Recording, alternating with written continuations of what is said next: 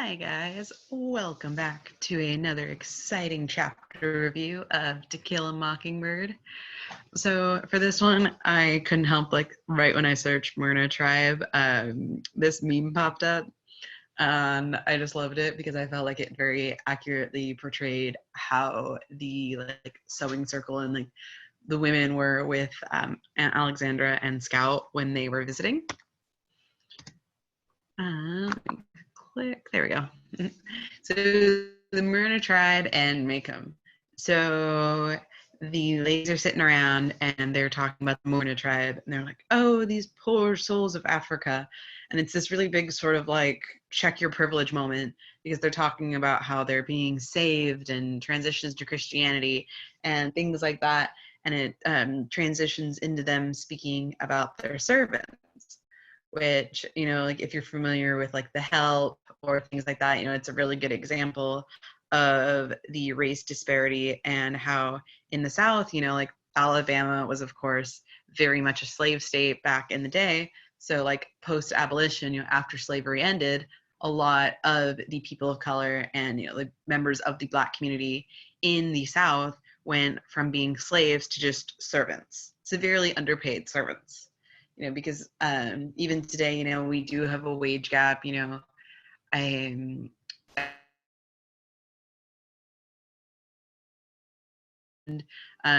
women make 80 cents on the dollar. It's something like that.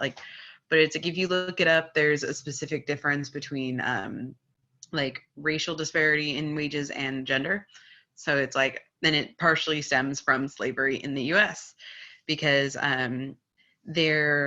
it's you can sort of see it here where it's they're talking about these people that are the Myrna tribe in Africa, and most people in the South, we call them African Americans because we don't know what part of Africa they came from. It'd be as if someone had stated oh, you're from South Africa or you're from South America.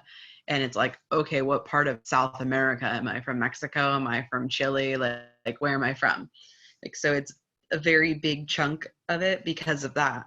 These people don't really know their background, so they're just considered Black. They're considered or now in modern terms African American because we don't have that differentiation.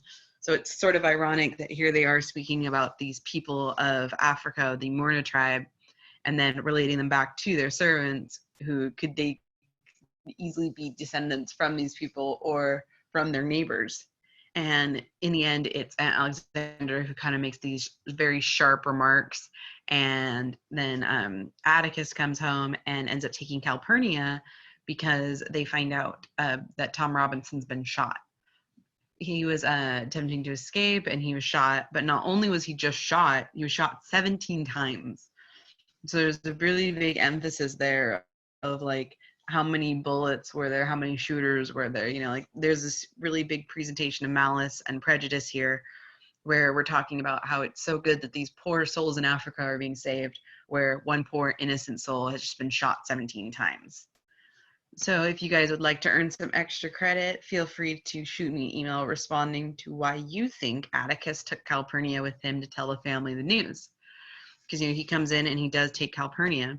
So you could say he took Calpurnia because did he take her because she is a member of that community? In earlier chapters, Scout and Jem both go to church with Calpurnia, and you sort of see the different cultural differences of the Maycomb that Scout is used to and the other parts of it, how we talked about in a previous review about the levels of Maycomb and how there's the lower level of society is considered the people of color. So she usually didn't really interact with them. It's the same type of thing. Calpurnia really interacts between both the white community of Maycomb and the Black community of Maycomb because, as these ladies have pointed out, she is the servant and they really do visit her differently. So you can honestly state that Scout's neighborhood is very similar to the Myrna tribe in a few ways. So you can also shoot me an email for extra credit with how you think they're similar, with a nice sentence frame to help you out. They're similar because they both blank. So my take on this is that Scout's neighborhood is similar to the Myrna tribe because they are, your neighborhood is your tribe. They say it takes a village to raise a child, and here it is, you know, Scout isn't just interacting with her dad who is raising her. She's interacting with Calpurnia and Miss Maudie. Like everyone's coming together like throughout her childhood to form this community. And a community is very much like a tribe. So you could say that they're both similar in many ways, or even break down, you know, like how people are treated, you know, like they're the outliers and the outcasts, and then they are like the more powerful people.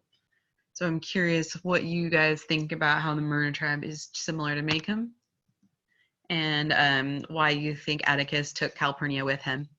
Like as we're getting into these chapters, they're very much more so action packed, and it's not even so much that it's action like plot progression action as it is that there's a lot to unpack about what's being said and what's happening. Just like look at the Myrna tribe here, we have like how they're relating in terms of race and how they're relating in terms of their social dynamics. And I will see you next chapter. And remember, guys, stay like Boo Radley, social distancing. The longer we do it, the sooner we'll be able to open, and hopefully we will see you guys next fall in person. But for right now, stay safe, stay healthy, wash your hands.